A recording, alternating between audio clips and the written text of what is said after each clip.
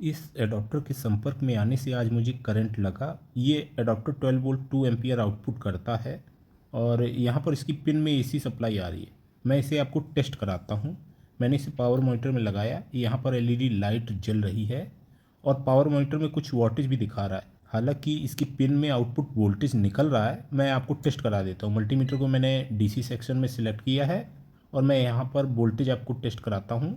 आप देखेंगे इसके द्वारा 12 वोल्ट आउटपुट किया जा रहा है, लेकिन इसकी पिन जो है इसमें एसी सप्लाई आ रही है। मैं टेस्टर से आपको टेस्ट करके दिखाता हूँ। यहाँ पर आप देखेंगे टेस्टर में लाइट जल रही है। अच्छा, इसमें एसी सप्लाई आने की वजह से ही शॉक लग रहा है। तो क्या फॉल्ट है, इस वीडियो के माध्यम से आप जान पाएंगे और इस तरह की फॉल्ट को आप रिपेयर कर पाएंगे। सबसे पहले हमें इसे खोलना होगा। तो खोलने के लिए आपको क्या करना है कि जो एडाप्टर की हाउसिंग है इसमें आपको थोड़ा सा स्पेस बनाना होगा।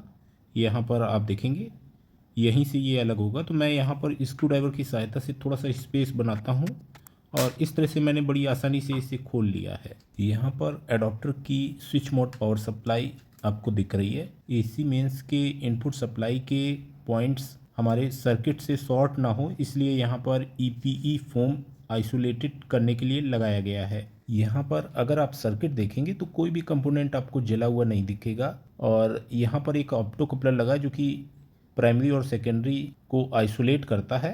एसी मेंस का सेकेंडरी साइड लीक होना ट्रांसफार्मर की वजह से भी हो सकता है। ये जो फेराइट इंडक्टर ट्रांसफार्मर है इसकी जब प्राइमरी और सेकेंडरी बाइंडिंग शॉर्ट हो जाती हैं तो ऐसी स्थिति में लीकेज होता है। लेकिन मैं आपको बताना चाहूँगा ये जो एक कैपेसिटर आप देख रहे हैं ये ईएमआई सेपरेशन कैपेसिटर है और इसके शॉर्ट होने की वजह से भी कई बार जो एसी है वो हमारी सेकेंडरी साइड लीक हो जाती है। ज़्यादातर ऐसी स्थिति तब आपको देखने को मिलती है जब सही कैपेसिटर ना इस्तेमाल किया गया हो। ये वाई रेटेड कैपेसिटर होते हैं और इनकी जगह पे नॉर्मल 1 kV या 2 kV का कैपेसिटर जब यूज़ किया जाता है तो उनमें लीकेज के चांस ज़्यादा रहते हैं।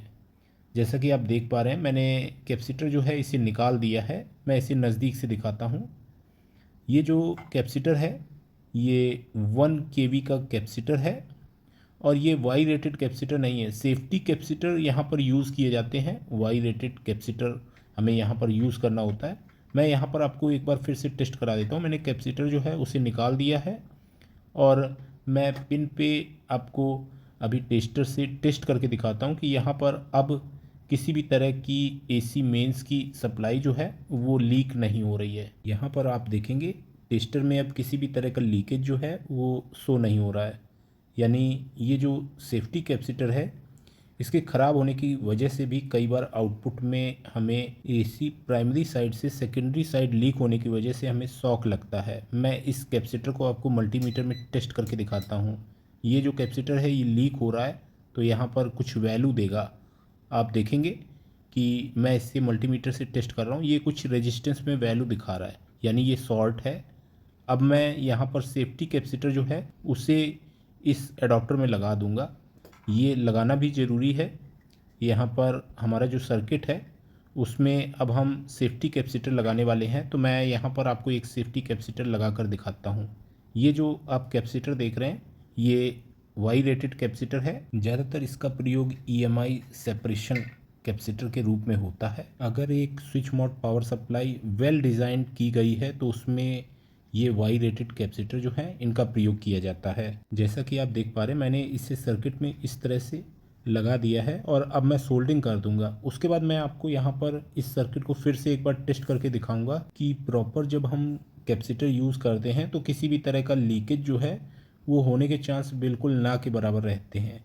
यहाँ पर कैपेसिटर को हमने प्रॉपर तरीके से सर्किट में लगा दिया है। चलिए मैं इसी स्थिति में इसे आपको टेस्ट करके दिखाता हूँ। यहाँ पर इस एडाप्टर को हम पावर मॉनिटर के साथ कनेक्ट करते हैं। एलईडी लाइट जो है वो जल रही है और पिन पर मैं आपको टेस्टर से टेस्ट करके दिखा रहा हूँ। अब आउटपुट में एसी लीक नहीं हो रही और हमें अब शॉक भी नहीं लगेगा। यहाँ पर मैं आपको बताना चाहूँगा कि अगर ये सेफ्टी कैपेसिटर जो है सही होता और तब भी हमारा आउटपुट में जो एसी है वो लीक हो रहा होता तो ऐसी स्थिति में फेराइट इंडक्टर ट्रांसफार्मर में प्राइमरी और सेकेंडरी बाइंडिंग शॉर्ट होने की वजह मुख्य हो सकती थी, जिसको रिपेयर करना भी थोड़ा सा जटिल होता है। जैसा कि आपने देखा, मैंने इस एडाप्टर को आपको बड़ी ही सरलता से रिपेयर करना सिखाया। इसी तरह से अगर आपको इलेक्ट्रॉनिक्स रिपेयरिंग सीखनी है तो मैंने कई सारे वीडियोज़ जो हैं इस चैनल पे अपलोड किए हैं, उनकी प्लेलिस्ट आपको इस वीडियो के डिस्क्रिप्शन में मिल जाएगी। आप बड़ी आसानी से इलेक्ट्रॉनिक्स की रिपेयरिंग उन वीडियोस को देखकर सीख सकते हैं। उम्मीद करता हूँ ये वीडियो आपके लिए हेल्पफुल रहेगा। आज के वीडियो में इतना ही। Thanks for watching. Have a nice day.